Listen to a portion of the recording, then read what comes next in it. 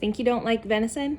I bet I can change your mind with these al pastor inspired ground venison tacos. We're gonna start by adding a little olive oil to a skillet, and then we're gonna add some chopped white onion and saute until translucent, which is about 3 minutes or so. Now the onions have softened, so we're adding garlic and just cooking that for about a minute more or until it's fragrant. And then we are gonna add our ground venison. We grind our own venison at home, so these are 1 pound packages, and I'm gonna add 2 of them. And you're gonna cook that until the venison is browned. Possibly one of my favorite kitchen tools ever. Now I know that when some people grind venison, they'll add pork to it. We don't. We keep ours 100% venison when we're doing ground venison. If we're doing sausage, making our maple breakfast sausage or Italian sausage or whatever, then we'll add pork. But when we're just doing ground venison, it's 100% ground venison, so then it's a very, very lean protein. So now the venison is browned with the softened onions and garlic.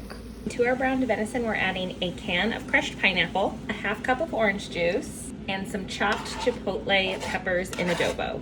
And for even more flavor, I'm just gonna add a little bit of that adobo sauce too. Now this recipe is heavily inspired by tacos al pastor, but instead of slow cooking pork with all of these delicious sweet and spicy flavorings, we are using it to flavor venison.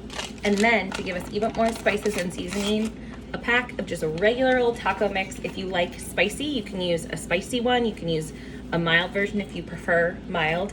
And if you don't love spicy things, you can seed the chipotles before you add them in, or just use 1 or 2. I'm using about 4 in this recipe tonight.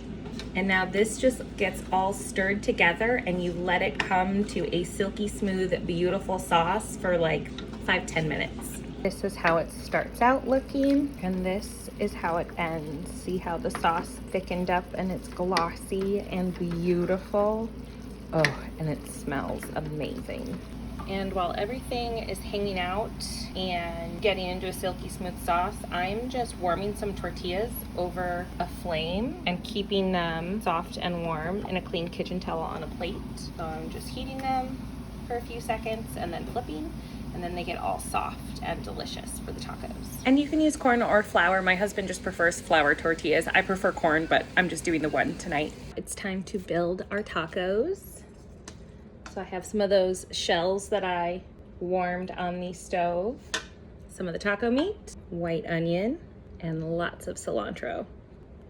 And then finishing everything with a squeeze of lime. I mean, tell me those aren't the most beautiful tacos you've ever seen. So good.